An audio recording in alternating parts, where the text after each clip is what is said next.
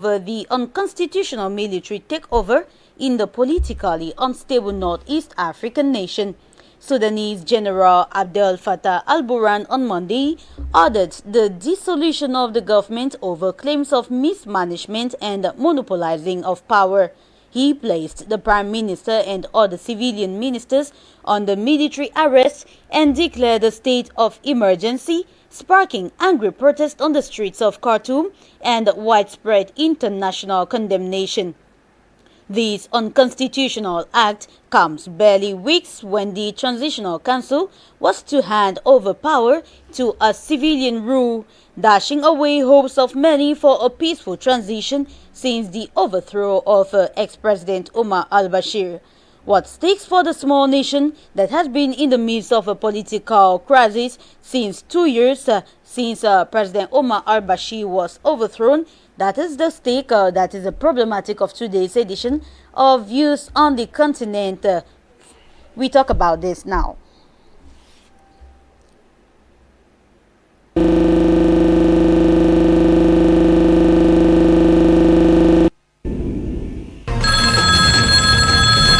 Hello? Hello, you're on the program. Good day to you, sir. I very appreciate it. I very appreciate all what you are talking about it. Good day and good day to all the viewers of African Media. Thank you. Thank you, African Media. Thank you for what you are doing.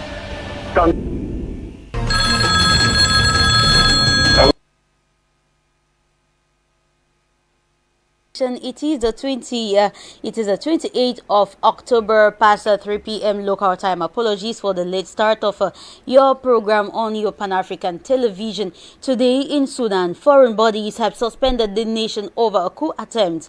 On Monday, the general of the country, General Abdel Fattah al-Burhan, dissolved the government of Sudan and equally placed under military arrest the Prime Minister and other civilian ministers of the country, claiming that this civilian transitional rule had monopolized power and was actually mismanaging the country or the governance of the country. Many international bodies, the World Bank and equally the African Union, have condemned this act and saying that it is going to precipitate another form of reversal in the small nation that has been in crisis since the overthrow of former President Omar al-Bashir in April 2019. The stakes and challenges facing Sudan this afternoon is what we shall be looking at in today's edition of Views on the Continent. Of course, when the time shall come, the numbers shall appear on your screen for you to tell us what you think. Give us your own views and your contribution of Views on the Continent today. On the topic of discussion, Sudan, foreign bodies suspend nation over coup. And it is a reminder that Sudan is not the first country to be suspended over military coups or political upheavals. Remembering that the nation of Mali, presently under the leadership of Assimi Goïta, was also once suspended by the African Union and equally foreign bodies. Guinea-Conakry wasn't left apart, and today Sudan is joining the list of these two countries that are actually under political upheavals. So we shall be discussing about that, of course, with the guests that will be joining us in no moment from now. But then let's get to listen to a report detailedly compiled by Sharon Techu, and we'll be back. Political developments in Sudan since Monday, October 25th, have attracted widespread condemnation after the military takeover. The African Union said on Wednesday it had suspended Sudan until civilian rule in the country is restored. The AU tweeted that while it welcomed the release of the Prime Minister, who was detained on Monday, Sudan will remain suspended from its activities until the civilian government is reinstated. The body has described the act as unconstitutional, given moves fostered by Sudanese General Abdel Fattah al-Burhan on Monday, ordering the dissolution of the government, added to a declaration of a state of emergency. Also backing the AU's move is the World Bank to suspend financial flow to Sudan. This decision comes shortly after Sudan, for the first time in nearly 30 years, cleared its arrears to the International Monetary Body. The World Bank before now has contributed some $3 billion in aid to Sudan to support agriculture, transport, health and care and education, amongst other things, as confirmed by Prime Minister Abdallah Hamdok. The chaotic approach to resolve democracy issues in Sudan has equally attracted terrible repercussions to the country, citing a $700 million in aid frozen by the US. This suspension in cash flow by the World Bank, pundits argue, risks putting Sudan in an economic setback, as in a speech last month to the World Bank, Prime Minister Abdallah Hamdok said that the changes from the World Bank's funding have begun to bear fruits as the economy showed signs of stabilizing. In May 2021, the World Bank had earmarked $2 billion for Sudan amid its financial crisis. Prime Minister Abdallah Hamdok was placed under military arrest along with his ministers and civilian members of Sudan's ruling council, sparking angry protests on the streets of Khartoum. Protests so far have recorded 7 deaths and 140 injured in violent clashes between soldiers and protesters. Security forces launched sweeping arrests of anti-coup protesters on Wednesday in a bid to end the 3-day of demonstrations against the power grab. The AU suspended Sudan in June 2019 after pro-democracy protesters demanding civilian rule were gunned down outside army headquarters in Khartoum.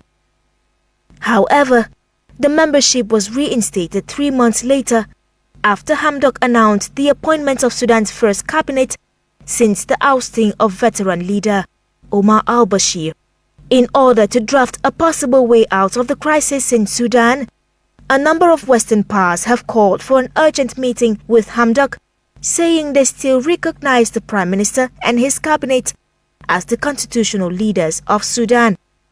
Demonstrations are feared to plunge the country into deeper crisis in weeks ahead. The World Bank and AU's moves have put further pressure on the coup's leader, General Abdel Fattah al-Burhan, to reinstate the civilian government. General al-Burhan was in charge of the power-sharing agreement and justifies that the coup was needed to avoid civil war. He has insisted that Sudan is moving towards democracy and elections in 2023, though his reasoning and sudden takeover have been widely rejected. Amid the crisis, a group of neighborhood committees in Khartoum announced on Wednesday plans for further protest, leading to what it said will be a march of millions on Saturday. The political involvement in Sudan presents a bleak future for the growing economy. Of course, the political instability in Sudan presents a bleak future for the country, the small nation that has been unstable for 3 decades, known as President Omar al-Bashir, who was actually overthrown in 2019 after several forms of protest by the people. And after his overthrow, there was a transitional government that was a joint government with the military under the leadership of General Fattah al-Burhan and equally Prime Minister Abdallah Hamdok. And recently what's happening in Sudan is that the military, the general, has decided to dissolve the civilian part of the government and actually set some of them under military detention. This has actually invited most countries and foreign bodies to suspend the country Sudan equally from their bodies and equally lay some sanctions on this country, which should be noted that Sudan had actually been placed on a list of terrorism financing countries by the United States and was equally prevented from financial aid by most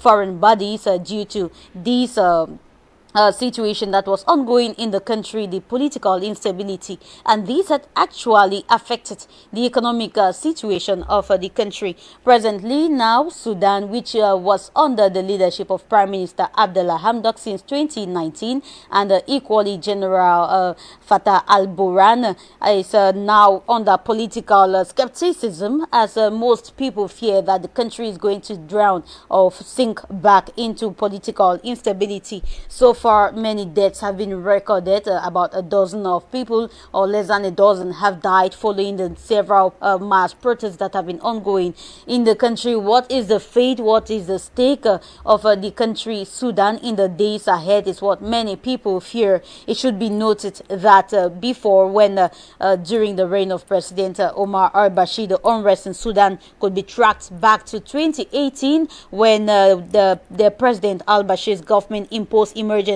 austerity measures to try to stave off economic collapse. And actually, during that period, there were cuts of bread and fuel subsidies that sparked demonstrations in the east over living standards, and equally anger spread to the capital Khartoum. The protest, it was noted that the protest broadened into demands for the removal of then President Omar Bashir, who had been in charge for 30 years. Today, Sudan is actually not politically stable, neither is it economically stable. The World Bank has equally decided to suspend all its financial aid and financial support, which it had promised to aid the transitional government in order to rule the country, which had actually been affected economically due to the instability in the country. What is now going to be the stake on the fate of the country Sudan, the people of Sudan who do not have enough finances to govern the country, to rule the country? What is actually going to be the stake of the country and of the people of Sudan in the days ahead, looking at these political instability, and equally the suspensions and the sanctions that have been laid by many of these foreign bodies with today's with the present state of Sudan presently in the country. So we are looking at that, and we are talking about that this afternoon on your program Views on the Continent. The numbers are going to appear on your screen for you to tell us what you think, what's your own opinion regarding the decision that has been made by many of these foreign bodies with regards to the political situation in Sudan. Looking at that also, we shall be talking what is going to be the fate also, or the relationship between Sudan and many of its neighboring countries, comparing that Sudan is one of the countries among the Mali and Guinea-Conakry, which recently have hosted some coup d'etats that had led to the overthrow of the leading government, and now the presence of the military government in those countries. In some of these countries, the people were in support of the military overtake or the military takeover, but presently in Sudan it is not the case, because the people are presently on the streets protesting against the military takeover in that part of the country. So the North African nation of Sudan presently is facing suspension from the African Union and for also financial aid from the World Bank and other foreign bodies. What's the stake of the country in the days ahead? Let me use this time out to welcome into our studio our guest, who will be giving us more analysis and insight on today's topic that has been tabled for us. It is you, Mr. Ateme Bako. Thank you for coming. Thank you very much, all the viewers of Afrique Media. Thank you very much. So you're joining me when we are already into the program proper, and we are looking at Sudan this afternoon, as it is faced by suspension from many foreign bodies, looking all following the coup overtake, the military overtake in the country. Sudan is not the first country which is facing a military coup, and it's not equally the first country that witnessing suspension from the African Union or any foreign body or governing body due to military takeover. How do you say this? Well, what I would say here is that the African Union itself should be suspended out from the African body, because the African Union has not been there on the behalf to how will I call it, to advance the cause of developing the African nation, uniting the African nation, building Africans to make Africa a home for every African. As a matter of fact, African Union has not played the role of a Pan-African body. The AU has played a role in the interest of the West, as I will still say that it will not be a surprise that the sanction coming from the AU is as equal as the one coming from the UN, the EU, the World Bank, where $700 million of aid has been suspended from from Sudan. So we are not expecting the AU to play a role in the interests of the West in Africa. What we expected the AU to do is to harmonize all the member states of Africa, make sure that each of these individual nations which were broken down by the imperialists are all welded under the banner of the AU, so that the African nation should understand that those nations belong to Africans and do not belong into the hands of 3.3% of a minority of a people which are already aged out of life. They should allow. I think that the struggle in Mali right now is a confusion where the civilians want to be able to determine their own future, but what the civilians fail to understand is that there is no society where we say they are civilians who are in control of power. Civilian simply means you are unarmed, you are not active, you are not involved either in politics or in defending the state of your nation or in building your nation. So as a matter of fact, civilians are like, how will I call it, are like spectators, people who are only there to observe. This is not what Africa needs right now. Africa needs youth that are involved in nation building, that are involved in politics, that are involved in decision. That is what Africa needs to go to. So when Sudanese, they are crying out for a civilian government, they will never ever have a civilian government. I've never seen a civilian government anywhere in this whole wide world. So what they need in Sudan is to be able, like I still say, this should have been the role, the key role of AU in Sudan, in Mali, in Guinea-Conakry, and many of these African nations that are still suffering under the hands and the opiums of the imperialists. We know Africa till today, as it stands, has not been totally free politically and economically. What has the AU been doing prior to that? The AU has done virtually nothing. We understand the AU's emergence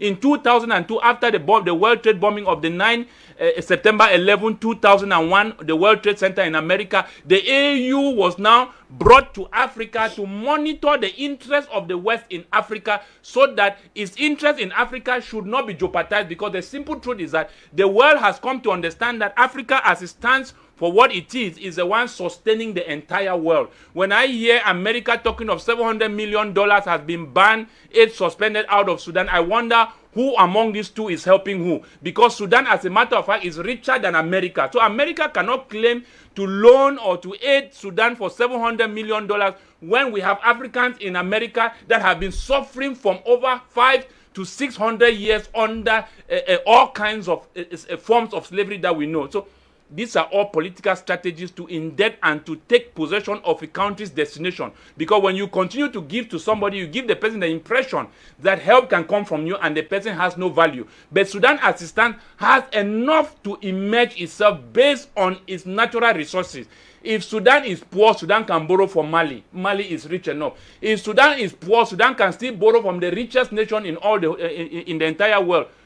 Congo DRC. So Sudan is not in the position where it needs foreign aid. What Sudan needs is to get into, how will I call it, into a joint venture with all African nations, understanding where we are coming from, understanding our history, understanding how we can grow Africa. We do not need missionaries to come to Africa to give us aids and loan, which are the same people who have enslaved Africa and still torture Africa for what it is today. We have chunks of Africans out, both home and abroad, that we can seek solidarity. What is $700 million? That simply means that if 700 million Africans donate $1, that is equal to that same money. And that same money is the money that an individual can cough out, people like Dangote. So why should Sudan, or why should America claim as if they are aiding Sudan when oil that is discovered alone in Sudan is greater than that of Saudi Arabia? Gold and all the natural resources in Sudan. Sudan does not need to beg from any nation. What Sudan needs is to be able to have a form of government that binds all its ethnicity together, all its people together, where all this division. I don't know why this is always a problem with colonization, where we feel like the civilians are crying, going on the street, protesting against the coup in Sudan, crying out for a civilian government. How do you expect is each time we have democratic elected presidents, we consider that those are governments for civilians. But it always turns out to be that those are governments or leaders that are serving the interests of the imperialists. We still cry foul play, we still cry elections being rigged, we still cry bad leadership, we still cry corruption, we still cry poverty, bad health condition, and poor quality education in all the democratic elections that we have always been electing the president. So we need to re-strategize, and we need to take a different route if we are going to emerge as a people. And one of the other things I need to emphasize as well is that Right now, Sudan stands as an isolated case, same as Mali, same as Guinea-Conakry, and many other nations.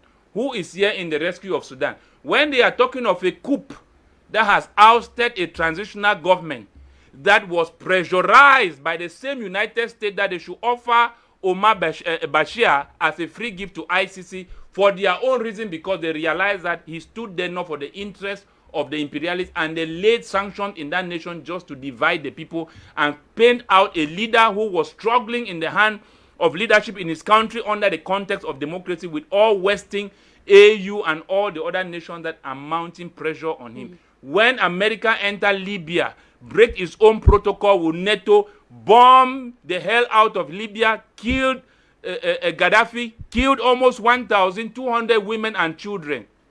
Who laid sanction on America? Who laid sanction on NATO? So what are they talking of laying sanction on a nation that has been struggling, tore within civil conflicts from one generation to another generation? When is Sudan, that just came out from broken from South Sudan with another grievous war between those two nations, where South Sudan was crying for its independence, and when they got their independence, they too started killing themselves. So all these minority groups, what I call a balkanization, is what is destroying Africa. And this was the strategy, like I still say, from the very beginning, when the imperialists began separating Africans from Africa. That was the foundation. It went further now in breaking down the African continent into 54 small groups of states, where it now, how will I call it, employ governments to work on the behalf of such nation on their interest. A country like Congo was given to King Leopold, who killed 3 million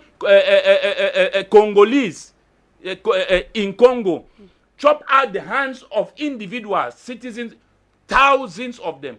Who laid sanctions? Those crimes are still vivid and are still fresh in the memories of Africans. So what are they talking about sanctions here? So the AU, to me, as a matter of fact, I think that the AU should lay to rest, and the AU should be sanctioned, because the AU has failed in replacing the OAU and the vision of the founding fathers that came out from the Africans in the diasporans, to build a united Africa that gives a sense of belonging of all Africans around the world who have been savaged by slavery, who can feel belonging to Africa. But right now, Africa stands in the hands of the minority who seem to own the property of Africa, in the absence, or considering the fact that there are other children who also have the right to share in Africans' resources, the destiny of Africa, and the future of Africa. Okay, let's stay in the same light. Some analysts think that colonialism has played a great role in the military's appetite for political power in most countries in Africa. Do you approve? Come again, please. Most analysts think that colonialism has played a great role in bringing out this appetite for military's appetite for political takeover, for political power in most African countries, as it usually centralized power in the capital city and has made this military appetite for power to grow. Do you agree with them? Well, what I would say here is that it all depends on how we may look at it, because when we talk about the colonial, the direct rule of the foreign powers in Africa, they had their own militaries in Africa, present in Africa with arms and ammunitions. It's like when I hear some people say Africans sold Africans as slaves. I wonder whether those people really studied or know what the definition of what a slave is. Slaves don't sell slaves. Slaves are conquered in a battle. You cannot be a slave and you sell another you sell your own brother out for slavery. It does not add up. Because when a man has been captured and is put under duress, he will do the will of his master.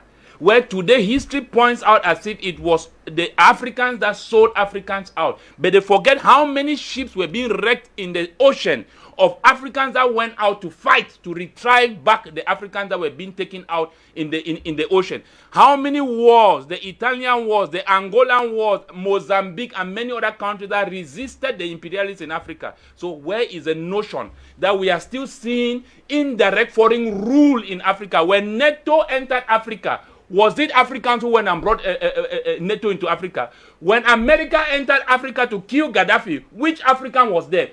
when they were deciding the future of Libya in Berlin Conference 2, which African was there? In 1884, when they were selling Africa in an auction sale to all the imperialists, including kings and queens of England, for example, like country like Nigeria and many other countries, which African was there? So which are the Africans that are selling Africans out in slavery? Those are the Africans I really want to know, because you cannot take the 1.1% to how will I call it, to make or to base a statement on all Africans. So the idea of military takeover in the post-colonial rule, the imperialists set up indigenous governments to represent their interests, and that was the essence of breaking Africa down into 54 nations, so that each nation is being colonized by its colonial master, either by form of culture, which in price of language, and so many other things that come to the language. That's why you realize that you can be in one country, for example, like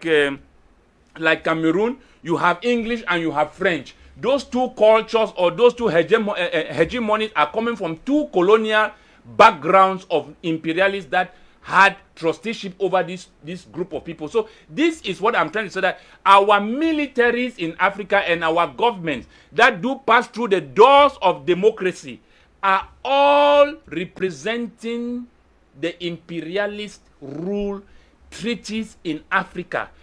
Ever since majority of Africans, almost to 90% of them were born, they have never heard in any parliament in Africa where colonial treaties are ever discussed. They are never discussed in the parliaments. Never in any of these nations, but those treaties do exist. In 14 French colonies, we are talking of $500 billion that France gets as colonial tax every year. Now tell me that America is giving $700 million. France is taking $500 billion. It's like a man who comes with a small truck, and then a man comes with a bulldozer. So who then is really helping who among these two people? You come to realize that as much as they may want to criticize, paint Africa black, tell the world how we live below $1 a day, when yet this is where all of them make what I call currency. America is giving $700 million. What is hold in Sudan? The value of Sudan is greater than that currency, because currency derives from what I call value. If you do not have value, you can't have currency. And that is why many African nations are called to allow their certain amount of foreign exchange reserves, so that currency can exchange from one hand to another hand. And this is what Africa has, which the world does not have more than Africa. And that is why Africa is self-sufficient. So all of this indigenous government, which we still have till today, which only comes through the door of democracy, which I call leaders that are elected up there, who do not have any connection with the grassroots people. These are the kind of leaders we have in Africa. So it is easy, even when military take over, in most cases, in majority cases, it can be for and it also can be against. We saw that of Thomas Sankara. It was for the people. The military took over. We saw that of Gaddafi. It was for the people. His military took over. We saw that with so many other coups that have taken place in Africa, which were for the people. In Cameroon in 1957, England stood up with its own forces to fight for the sovereignty of Cameroon, and they had to face the forces of France in Cameroon, where 80,000 Africans lost their lives here in this country. Nobody laid sanctions on France. So what we are saying here is that if the military is taking over, because we must understand that the role and the duty of the military is not to defend the state, is to defend the civilians. This is very important. That means that the military stands as a medium or a mediator between the state and the civilian. So where the state does not play by the rules of the civilian, or meeting the demands of its own society, improving the lives of its own people based on what the nation has, is a duty of the military to rise up and take back power and allow a transitional government be put to place, whereby the civilians can choose a government that can represent them. And such government, we do not expect them to come through the doors of democracy. I'm sorry to say it, but that's the simple truth, because we cannot continue electing leaders by the rules that are set by the UN and by the US to expect to grow Africa. I hear the Secretary General of the United States is telling Sudan to release the prime minister, the transitional prime minister, urgently. As a matter of fact, it is not a request, it's a command. America does not have democracy. America has Republicans and Democrats. When the people have gone out to vote in all the 22 states in America, they have what they call the Electoral College. The Electoral College now has to sit down and then decide who is going to be the president in America, whether it correlates with the majority or it does not correlate with the majority. It doesn't matter. It's what they call the Electoral College that decides the president in America, which is the same in China, where there are 2,980 individuals that vote or appoint the president. That is not what I call election. I call appointment. America appoints, China appoints. England has a permanent queen, a deity, a ghost on throne from one generation to another generation. Russia has a dictator who has enslaved the people there in Belarus for so many generations, and he's still supporting repressive governments in Belarus. And you talk about France. France, the entire France is in Africa. That is their own democracy. So what are they telling Sudan to go in as democracy, which they themselves do not practice it? At the level of the UN National Security Council, as I continue to cite, 5 veto members since 1945, Africa was not born. Africa was not even conceived. Africa was still in the process of looking a husband who will get married to her to give her children. 1960, they reborn Africa with the gene and the DNA of the West, with conditions and treaties which are never discussed in a parliament. And that is why I'm saying that what should happen in Sudan is what should happen in all Africa. We need to get in solidarity where Africans in the diaspora can put an end with Africans at home to this rubbish of the West donating and aiding and allowing our government to be subject at the level of the UN National Security Council, which they do not have veto member. We should be able to call in our own missionaries. Let Africans come to the aid and to the rescue of Africans. The richest Africans in this world are the African Americans. And the richest earth, land, soil in the whole world is Africa. What are they doing out there? They should come back home and let's build Africa. Mr. Atamebako, you talked about the military being a mediator between the people and the government in power.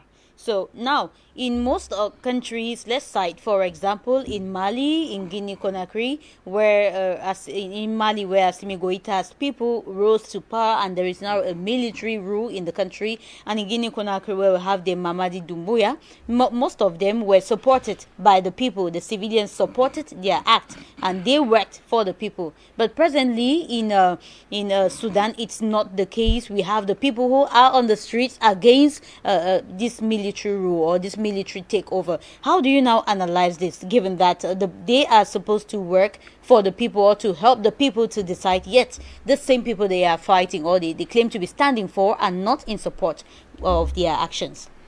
You see, that is where the role of the AU still comes back as a subject matter, whether in Sudan, in Guinea-Conakry or Mali.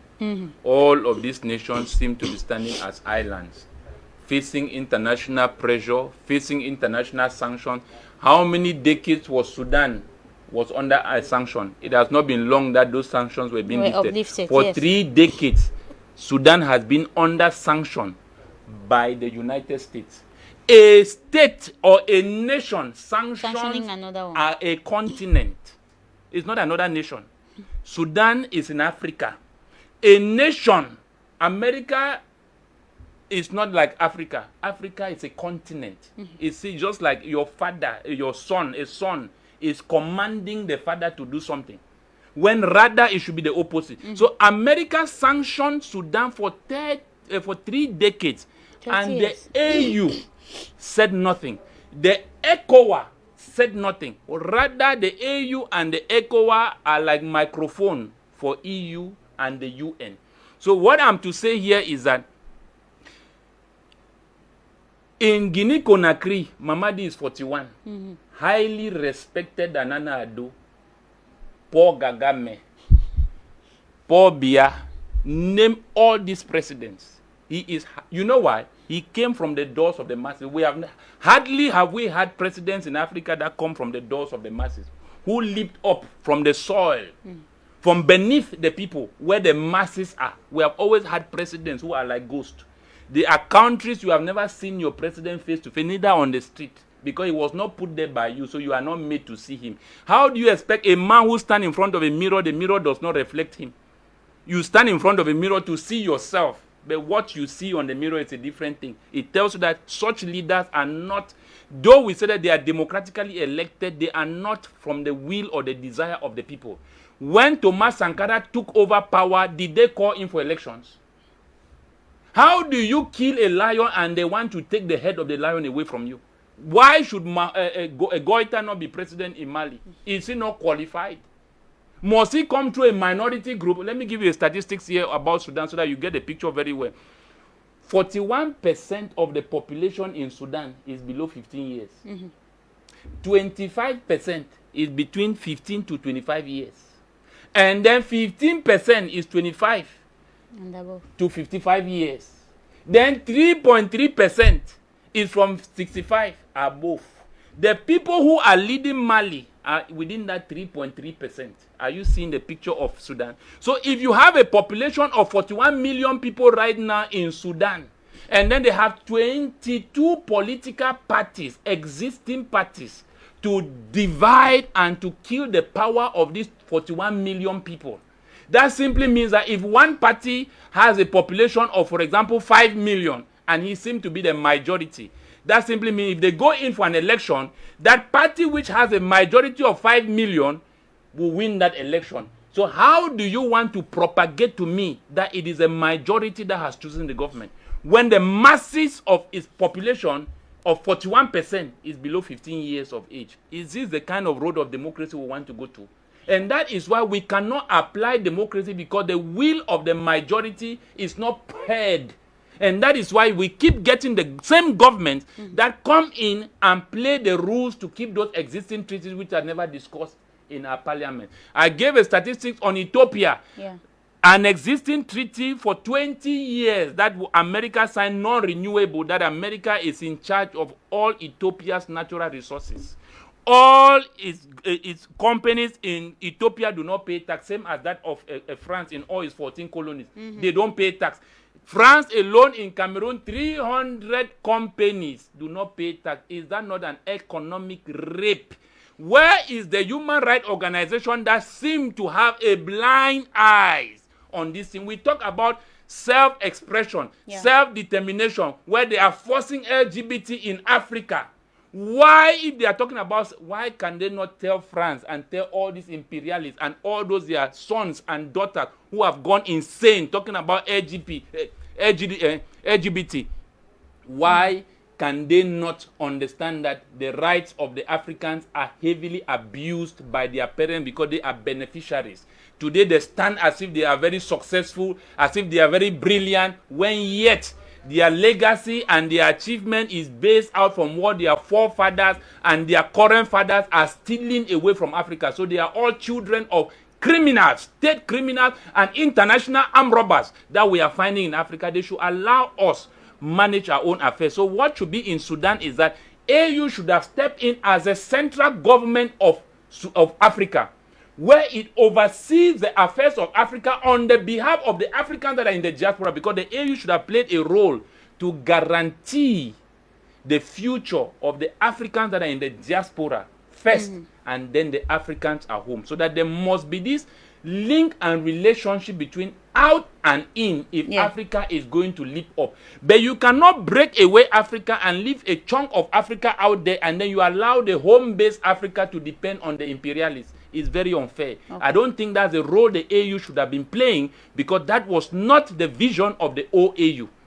Okay, thank you very much, Sir Andrin. Let's continue. Now, many observers think that the action by General Al-Burhan is actually dashing away hopes for a peaceful return to Sudan, because it's less than 2 weeks when the transitional government, or the transitional government was supposed to pass over power to a civilian rule, and many think that this is a way of dashing away the hopes to a peaceful return of things in Sudan. Are you of the same opinion? Well, for now, since the coup just took place on Monday, we are still observing. We know that the coup leader is 61 years of age, which falls under the same minority group of 3.3% of its people. But the question still remains, where are the masses? Because it is very, the problem here is not the coup. The problem here is not the coup leader. The problem here is not the transitional government. The problem here is the masses. Those whose future are being decided in the hands of people who have aged out, people who have nothing anymore to offer in life. I have never seen a sacrifice that does not have value or does not have worth. Every sacrifice must have worth and value in order to give it the, how do I call it, for it to have that merit for what you are sacrificing it for.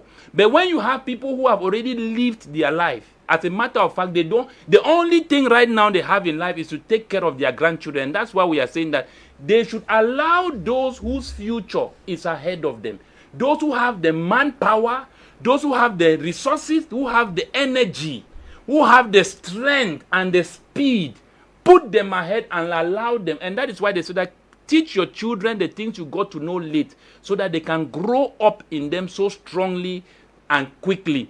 And that is why you realize that in Africa, a man can be 35 years old, is still in his father's home. This is education from early stage. How do you imagine that almost 95% of Sudanese are expecting a man of 61 years old above retirement to lead them? It means that those people have mental problem. What is difficult for them, Mamadi, is when Thomas Sankara entered power, he was 35 years old. 35. What is wrong with the 35-year-old boy, children in Sudan? What is wrong with the 40 years old? What is wrong with the 25 years old? What is wrong with the 20 years old that they have to wait for an old man of 61 to take over power and then they begin to agitate on the street? They are not ready for change. Probably.